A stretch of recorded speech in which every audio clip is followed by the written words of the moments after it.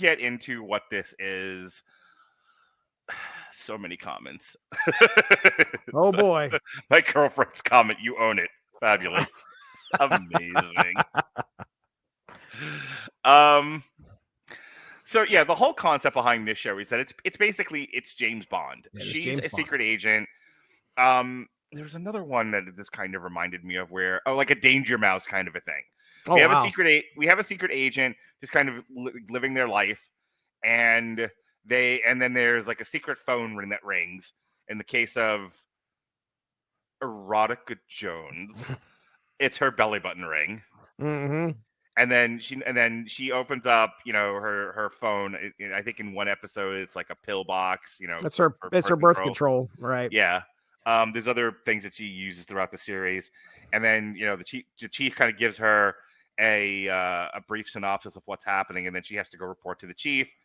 And Maurice LaMarche, who is the brain, I believe, in Pinky and the Brain, and he's done some other characters. It was something I got to talk about, but he has the funniest character in this entire show. He has the funniest fucking one-liners. Every time she went to go see the chief, he was always like wearing like women's underwear, or there was some other thing going on, and he was he was going to give a kid circumcision, and he had a chainsaw. She's like, you don't do that with a chainsaw. He's like, oh, well, thank goodness I'm not religious. And then he puts the chainsaw down, and everybody leaves. It's like some of the stuff is just hilarious. Like I said, there's an early one where he gets up from the desk and he's wearing like panties and high heels, and he's like, well, thank God I didn't order such and such. There's another one like, thank God I wasn't married. There's like he's got so many, like, it very much reminds me of like the Naked Gun / Police Squad, that kind of like humor. And that's when I started to key in that the writing on this is actually funnier than you'd ever think it was. Like you would think because it's Stripperella and it's Pam Anderson, it's all just going to be overt raunchy sex, and and like if you've ever watched Drawn Together was gross at times. That's me saying that. Yeah. But that's not this show. This show is more. It's actually like a very feminist show. I don't know if you picked that up, but Pamela Anderson plays Erotica Jones as like the voice of morality. The fact that, like, if you take away the stripping part of it, which I know for some people they can't. They'll never be able to get away from it.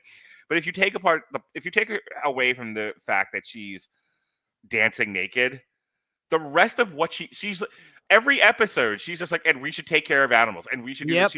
She's almost a nag. She's not quite as bad as a nag, but she's definitely got the moral superiority thing going on, which is really hilarious to me.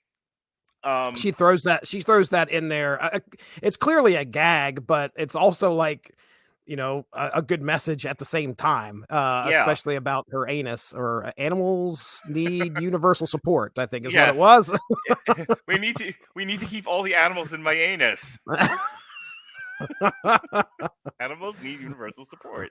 That's right. It's like that kind of humor, which I don't know. I found it funny, but every time she talked to, by the way, the chief's name, Chief Stroganoff. Yes, Chief Stroganoff. I had to explain that to my son today. My son's like, "Oh, is that like supposed to be a masturbation reference?" I'm like, "No, it's beef stroganoff, you psycho."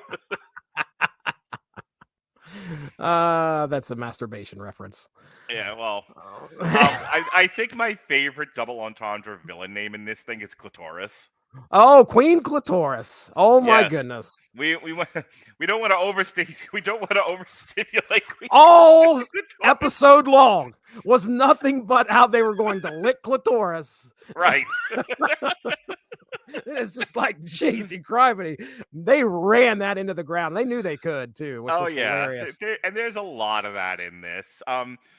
One of the things I wanted to talk about, besides, well, let's stay with this. I don't want to jump all over this. We'll never make it to an hour if I do that. So, what did you think of just strictly the way it handles parodying the spy setup?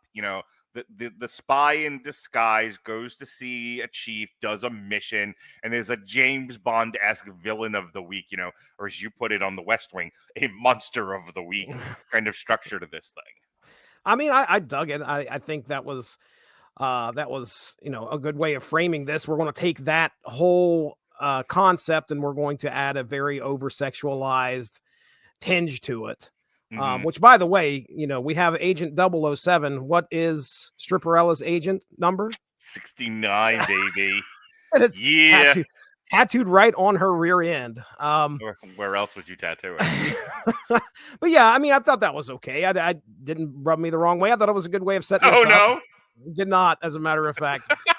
Did not rub me up, down, left, or right, one way or the other. But no, I thought it was okay. I mean, what a good way to do a cartoon. You mentioned Danger Mouse. I kind of also got some Inspector Gadget sort of feel to this, which is just a little bit, but because she uses those devices in some way that I think at one point her boobs are inflatable and they help keep her afloat, if I remember correctly. At one point there's like flashlights or like reflectors on them. Oh yeah. Yeah. So I that's kind of what it reminded me of, but yeah, I mean, it made it enjoyable and somewhat.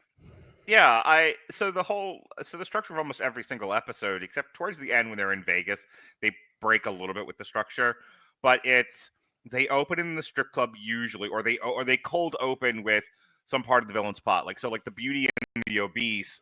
Was it Dr. Cesarian? Is his name? Yes, Dr. Cesarian. They're at a runway model show, and one of the models blows up and gets really fat and then falls on the audience.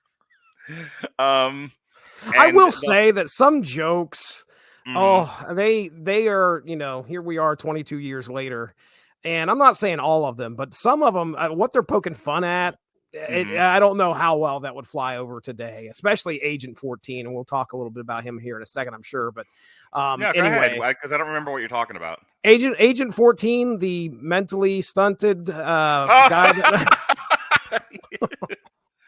But here's the thing, like that doesn't age well only if you're super sensitive, like a clitoris, because otherwise I think they handle him well. They gave him agency, they gave him competency. I mean, he's just handy capable. He's just handy capable. He's handy capable. Jesse. All right, good enough. I'll leave it at that. Listen, if anybody gets the opportunity to find a video on YouTube, watch Agent 14 and come back and report and tell us what you think. Because there's, I think listening to Agent 14 talk might make people go, "Oh, wait a second, okay, let's dial that back just a little bit." He comes out with a damn helmet on that says Agent 14 on it. I get it. You can't go full retard, but oh boy. But on the other hand, I think that I don't know. I've seen worse. Okay. All right. It's not quite Gilbert Grape. Okay. Gilbert Grape. Robert with the hot takes this evening. Would never fly today should be this show's tagline. Yeah. She wouldn't. Anyway, so the structure is they cold open with either part of the villain's plot or they cold open in the strip club. And then we get the opening intro. And then she gets a call on her belly button ring. She talks to the chief, usually in the bathroom, and then she goes to see the chief. Then she goes to see the science guys, and again, this is very James Bond. Very James Bond. Yep. She goes to see the two scientists, and they give her. You know what it reminded me of? Actually, Leonard Part 6. Oh, it's been forever since I've seen that movie, but I know exactly what you're talking about. So before Leonard goes on a mission, he goes to see a gypsy, and the gypsy can see the future, and it tells him what he's going to need for the mission. And so at one point, like the gypsy says him like, "You'll need butter," and he's like, "Okay," and he's got butter in his fucking pocket, and he gets attacked by a giant lobster, and he's like, "Butter!" and he's like throwing butter at the lobster, and the lobster is of course freaking out now. There was a moment in the series where she was given oh my goodness, it was a high pressure something or other. Thermos, because she went undercover at a high school, and the thermos could shoot out some kind of pressurized liquid that would go through 6 inches of hard steel. And she goes, "Oh, I don't know when I would ever need something that goes through 6 inches of hard steel." And then, of course, later on in the episode, she's down in a cellar, and there's 6-inch steel door, and she's able to use it. But again, kind of putting that exactly in the frame of what you're talking about. She was given something And you know that it's gadgets that are going to pay off at some point later on in the episode. They may as well have labeled the lab Chekhov's gun. Oh yeah, absolutely. Stan Lee, by the way, did make a one appearance as a voice in one episode, I believe, unless I missed it somewhere else. But he was one of the lab guys, I think, in like the second episode or third episode. But anyway, speaking of the lab, continue. So and then she goes off on her mission, and they're only 22-minute episodes with like commercials and shit. So, there's after she gets her gadgets and then goes on the mission. It's about getting clues. It's about solving the mystery. It's believe it or not, it's very much like a detective show. She's out trying to figure out. It's got superhero elements to it, but again, in that James Bond way, where the reason why it's kind of a superhero show is because the villains are so over the top. I want to transition into that. I love the villains in the show. There were a couple of them that stood out to me. Kathy Griffin as the bridesmaid cracked me the fuck up. Where she's stealing grooms, and her whole thing is that she's always the bridesmaid, never the bride, and so therefore, if she can't get married, nobody will. That is good stuff. That was hilarious. What do you think of Kathy? The bridesmaid. Yeah, I mean that one was pretty good. Her. Also, we're trying to figure out the clues, which is just like the biggest reach in the world, where Stripperella starts to realize that all of these people, these grooms that she's stealing, start with like the last, or start with the BRIDE. She's spelling out bride. As like, why would somebody do that? And that's the kind of humor that's in this show. She was definitely over the top. Kathy Griffin, perfect for the role, I think. Then we have the beginning Dr. Cesarian, who was making models fat because of the way he got treated. Oh yeah, Dr. Cesarian. And again, when those two episodes end, because we, like you said, it was a two-parter. Stripperella's doing a breast surgery on stage at the VH1 Fashion Awards and trying to get this breast implant out because it's going to explode, which is pretty funny. But yeah, that's a definite over-the-top villain right there. I'm throwing this one out here. Then we have Cheapo. With the guy that runs around. He's in 2 episodes, I think, like on our first episode. They bring him back a few times, and I was trying to explain this to my son. So his whole thing is that he's a cheapskate. So he doesn't do like big time rich schemes. He steals copper instead of gold. And my son couldn't get it. He was like, why wouldn't you just steal gold? And he was like, no, because he's a cheapskate. Say he has to steal copper instead. Oh, my goodness. And he's like, you say so, sir. I thought at first what was interesting was if you listen to the voice in his first appearance, I thought that was John Lovitz for a quick second. And then I go to the IMDb and John Lovitz is credited. It's not him, though. It's Maurice LaMarche. So I don't know why, but he did a great accent and made it sound like John Lovitz for sure. So, I'm just looking at like reoccurring characters. You have Erotica's Workplace Tenderloins. The Tenderloins. The name of the strip clubs are fucking hilarious, by the way. So you have the wishy-washy owner Kevin, who's voiced by Tom Kenny. The swishy bartender voiced by Maurice LaMarche got a couple of different. He's doing. He's Chief Stroganoff. He's Cheapo. Vince McMahon's in this. Vince McMahon as Dirk McMahon. Yeah, let's not the other strip club owner, which Silicones. I think he's in 2 episodes, maybe 3. One he was credited in, and I don't think I didn't hear him and didn't see him at all. So I don't know. It's if you've been watching wrestling at all, it is very obvious. You can hear. Yeah.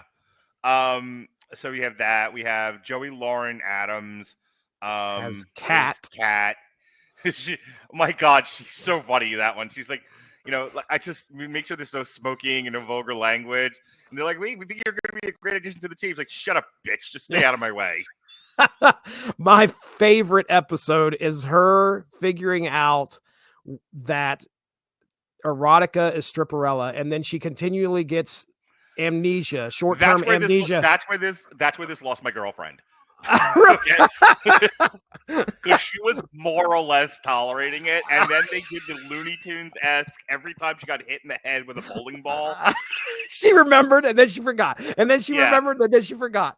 I thought that was hilarious. I thought that was my favorite and part. that was the thing. It was like, the show is not that Looney Tunes.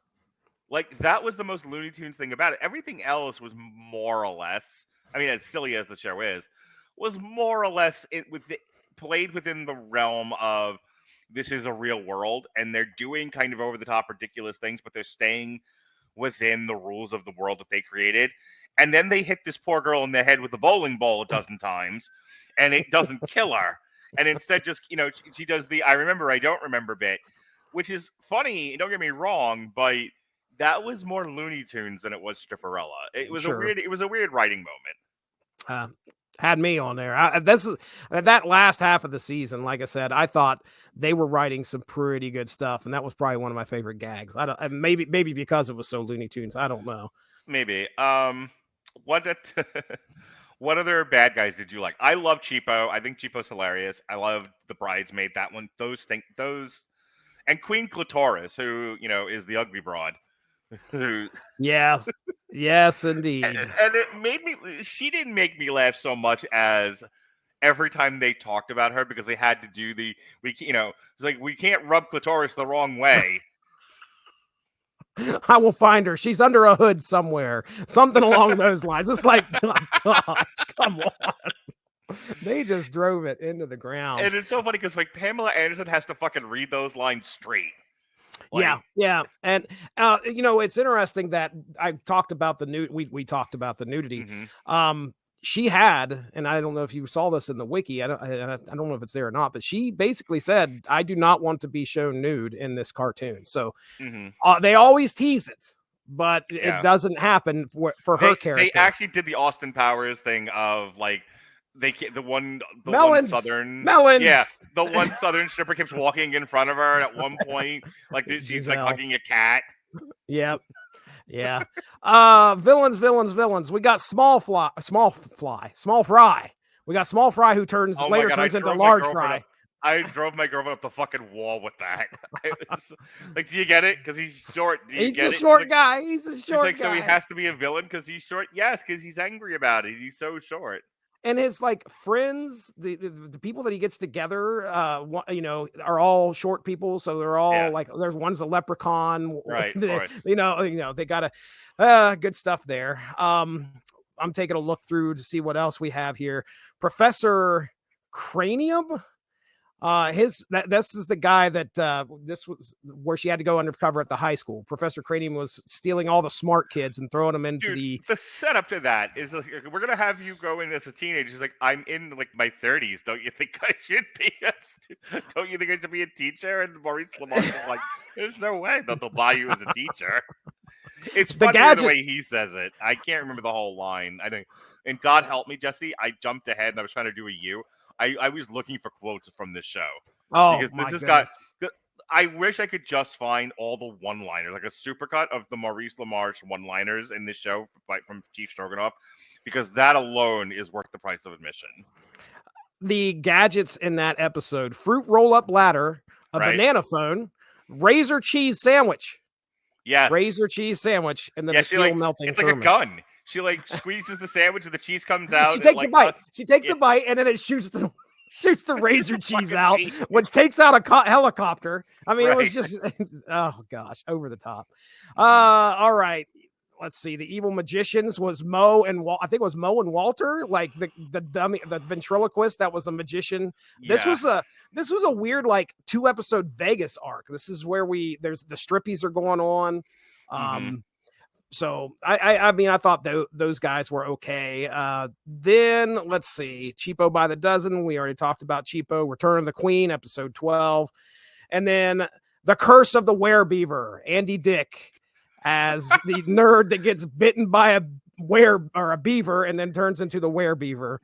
This may come as a shock to people, but beaver is a euphemism for vagina. No. And boy do they. And speaking of things they beat into the ground, so I want to switch tracks slightly, unless you have something on your agenda. You got to be in your bonnet, in your beaver that you need to talk about.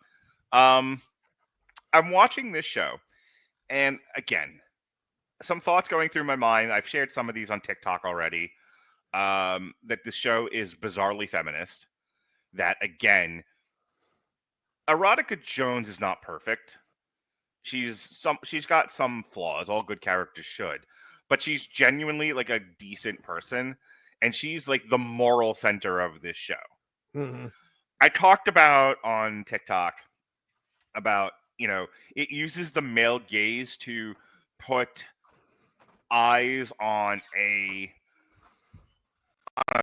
female character that has all the agency of any good male superhero, which again, it would be so easy to just let her rely entirely on her sex kitten persona, but she doesn't. Like, it's almost, they treat her stripping as it's no different than any other job.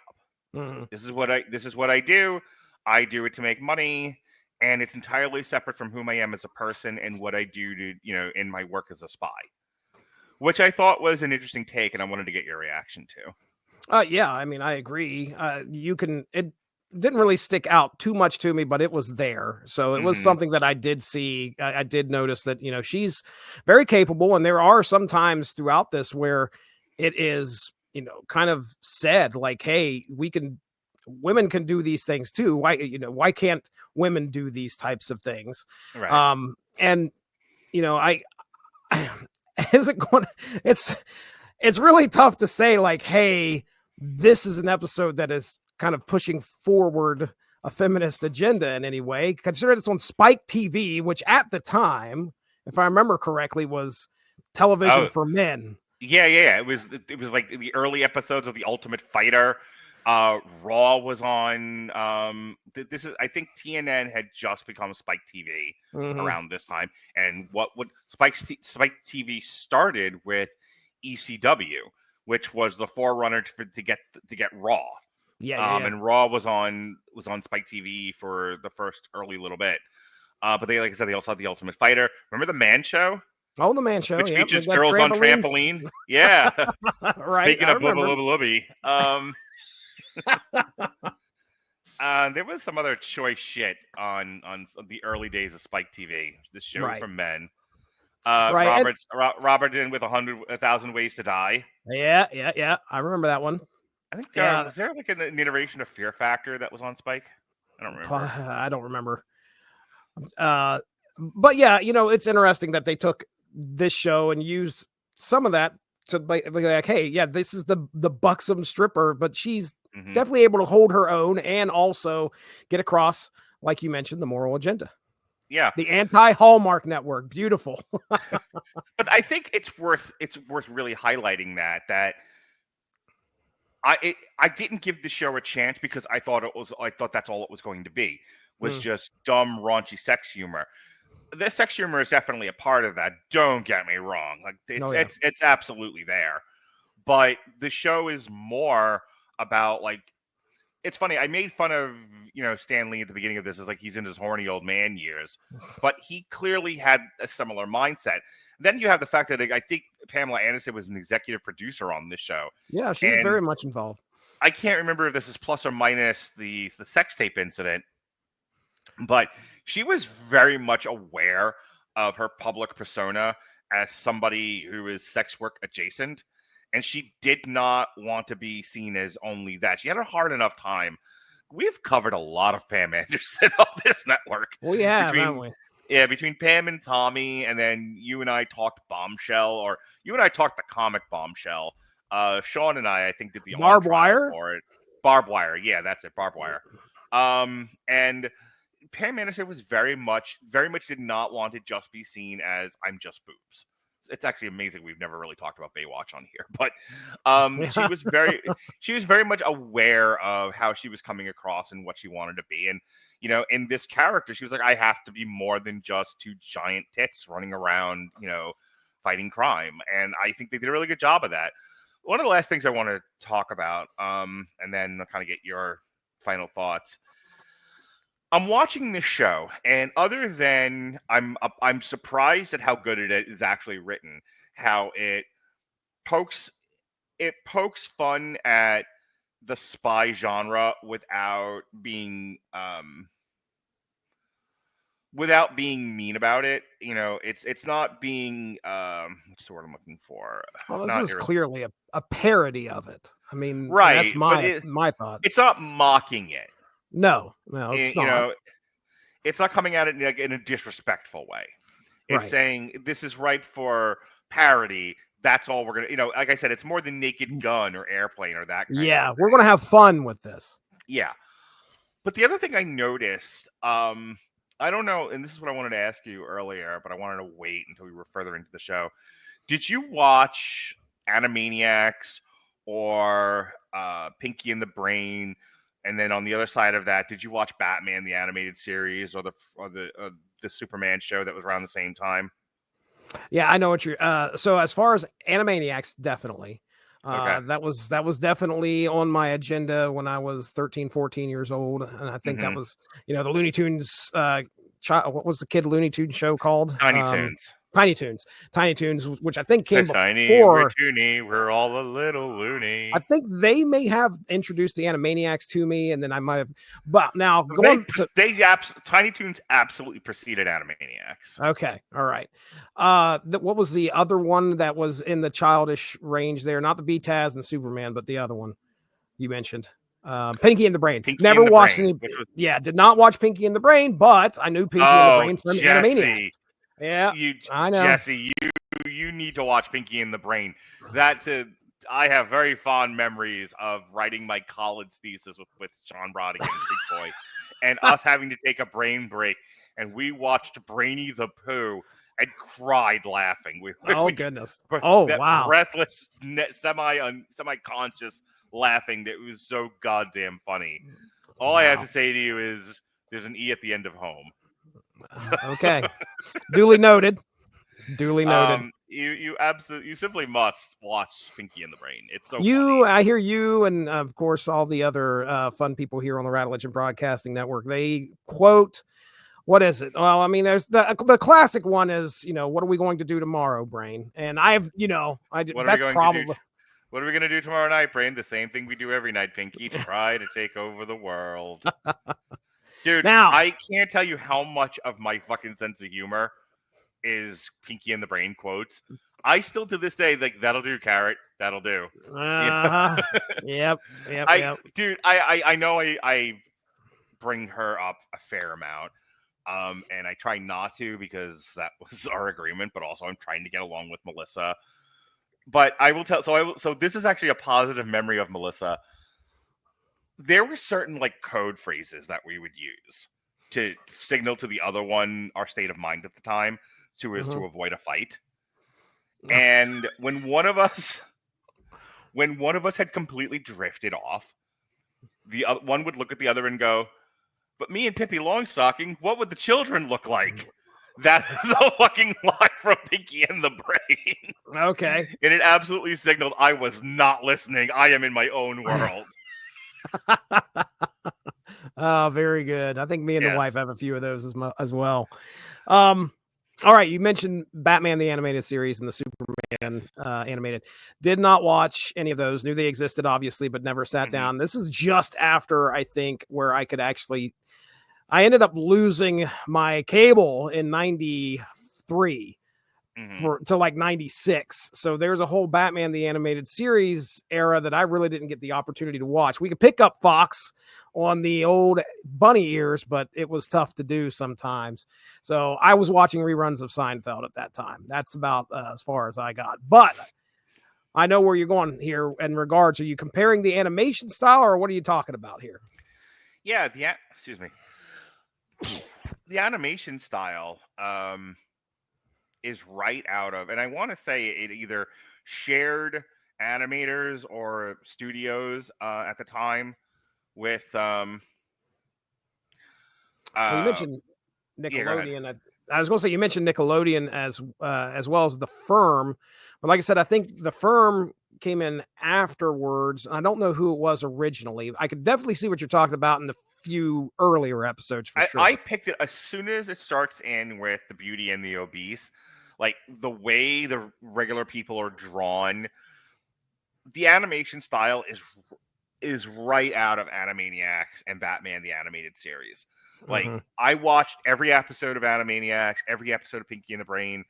I watched most of Batman the Animated Series, and going back into the Long Road to Ruin days, Sean and I did a Long Road to Ruin on the first season of Batman the Animated Series, or Volume 1 or whatever it was. This animation style, and it's something I talked about on TikTok, is right out of that animation style, which I thought was interesting because, again, you would think something like this would be kind of lower budget or whatever. And I'm like, no, this, like, again, you take away the sex elements of the show and, you know, the nudity. And to me, this is, you could have put this on right between Batman the Animated Series and Superman. Oh yeah, yeah. I don't know how well from it would fare without. Yes, yes. From the aesthetic point of view, I'm here for the whole block. From aesthetically, this was right in there with the Justice League and Justice League Unlimited. Unlimited. Yeah, Robert has a comment here. Bruce Timm influence is strong and it's better for it. Yeah, like this show screamed like WB Afternoon aesthetically. Which again made me like the show that much more. I'm like, oh, this reminds me of the cartoons I used to enjoy. Right. Go ahead. Oh no, I was just going to say I agree with you. Okay. So outside of that, I think Pamela. I think like I said, the voice work. Mark Hamill is in here. Mark Hamill actually played the Joker, so that's another reason why there's a lot of like familiar feeling to Stripperella. It uses Maurice LaMarche was on Animaniacs and Pinky and the Brain. Mark Hamill was on Batman the Animated Series. I think like Tress MacNeille was also on Animaniacs. Trying to think of, there was a whole lot of other like voice actors that were on this. Yeah, Pamela Anderson, Joey Lauren Adams, Mark Hamill, Thomas F. Wilson. Thomas F. Wilson, folks. You know, yeah, I know. And it was if I remember correctly, it's a very small part in this cartoon. Like I'm talking pretty dang tiny, but yes, Biff from Back to the Future is voicing a character. D. Bradley Baker, John Cryer, Serena Irwin, Tom Kenny, Kid Rock is in an episode.